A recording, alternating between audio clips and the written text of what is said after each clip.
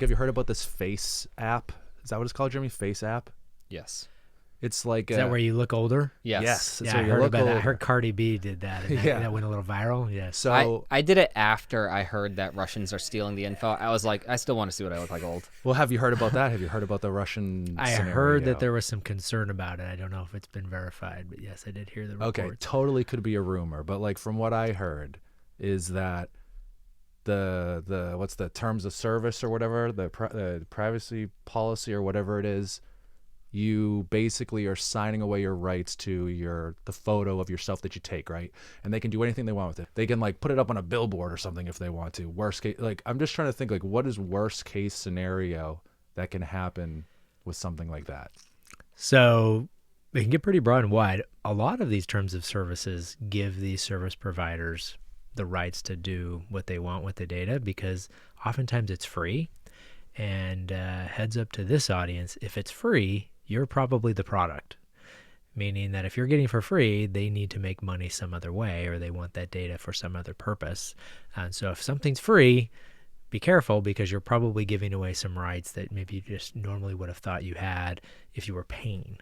And so in this case, somebody could potentially take that picture and use it to maybe steal your identity, create fake IDs.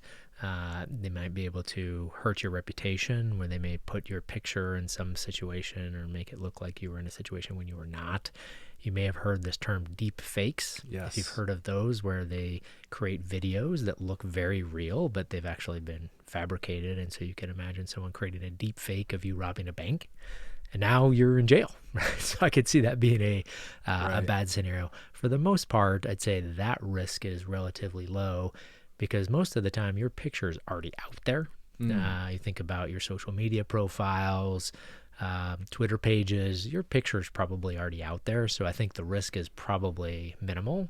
But if they were to combine that with other information provided in the app, or if that app were tracking your location or taking information off your device or logging the keystrokes as you log into your bank, well, then that could be something a little bit more nefarious. So worst case scenario in that app, and speaking, not having ever seen it or touched it, only heard the reports, I think that's probably relatively low risk.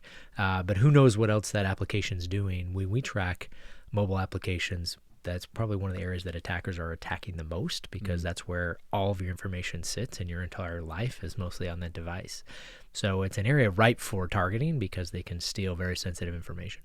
Now, being somebody that obviously works in this area, would you use an app like that? If you Never. Okay, so you would Never. out. But I'm a little of an exception.